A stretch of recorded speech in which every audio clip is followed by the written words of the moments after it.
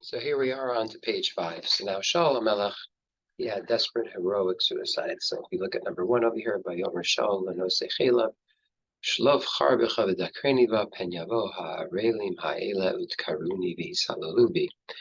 Shaul said to his arm bearer, "Draw your sword, run me through," but he refused. The arms bearer refused to do it in his great awe.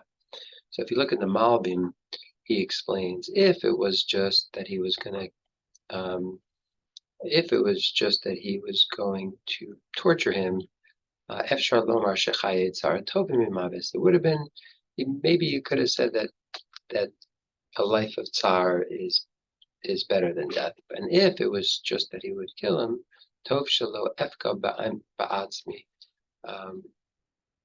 then it would have been okay also that he would have done it. But now, Aval Acher Shebevada Yemusuni, V'gam Kodem Lachen Yisalulu Bi Gam Ken Tov Shamus Below Tsar V'Kalan.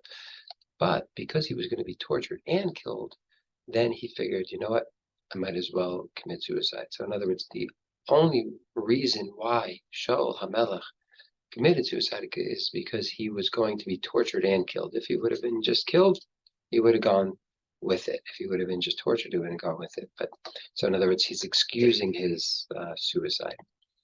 Yehuda Halevi, the Kuzari, wrote in the 1100s, 1120, said if Shaul killed himself, it was not to seek death, but to escape torture and derision. In other words, there's a heter here. Again, the Shulchan Aruch actually codifies the halacha, bringing this situation. Hame'abed atzmo ladat chashuv k'shaladat chen gadol. Hame'abed atzmo ladas v'hu anus. If somebody is in a situation where you can't prevent it, like Shaul, Kishol HaMelech, ein monin mimenu kol davar. We don't take away anything from him in terms of burial and respect. We assume that it wasn't a full-fledged real suicide. Now, and analyzing what happened later on in Shmuel is quite interesting as well, where it comes to the Ger HaAmaleki, the Amaleki who told over the story to David HaMelech about Shaul's death. He said that I stood over him and finished him off. He was in pain. He asked me to finish him off in terms of the sword through his head. But David HaMelech said, "How did you dare do that, to lift your hand and kill the Lord's anointed?" So he ended up killing this Amaleki. And the question is, what did he do wrong? The Ralbag asked the question, number 7. Why did David command to kill the Amaleki? He only did what Shaul asked him to do. It's because it's like if somebody says, injure me, and but it's not the mitzvah. Hold on, it says chavol bi v'chaval bo.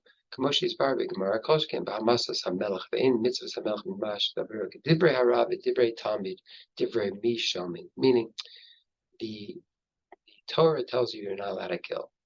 He says you're allowed to kill. So the divrei harav is the Torah. Divrei tamid is Shaul HaMelech speaking. Who would you listen to? You should listen to the Torah. It says you're not allowed to kill. So kol shekain about the malachim, you're not allowed to kill a melech of Yisrael. So the rationale is that yes, he was asked by Shaul, but the Ger should have known better.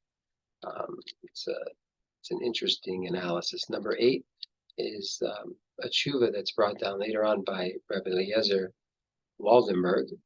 It's called the Tzitz Eliezer, and he says, "B'chol zos lo hoil netzinat reshuso leger ha'amaleki lekarev eskamar mitaso milefoter alakach." Despite all my analysis, it wasn't even given permission to the Ger Amaleki to hasten the death of Shaul HaMelech.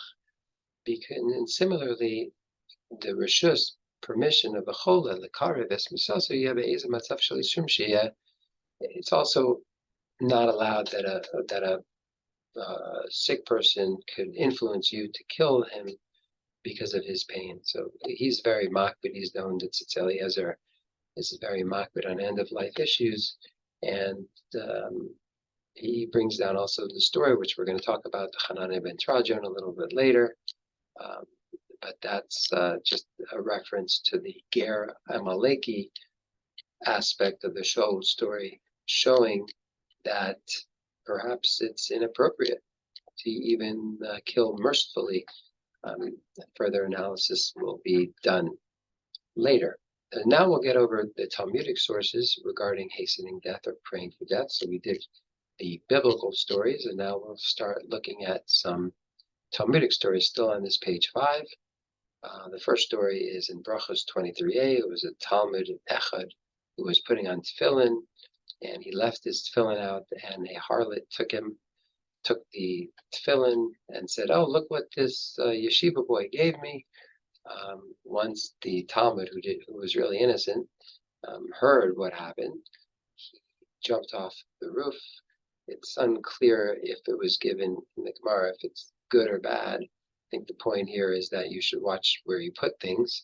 It doesn't really qualify if that was a good thing or a bad thing. But other than saying that this is an example of despondent suicide, we're going to go over a bunch of other eye-opening stories in the Gemara on page 6, but that was page 5.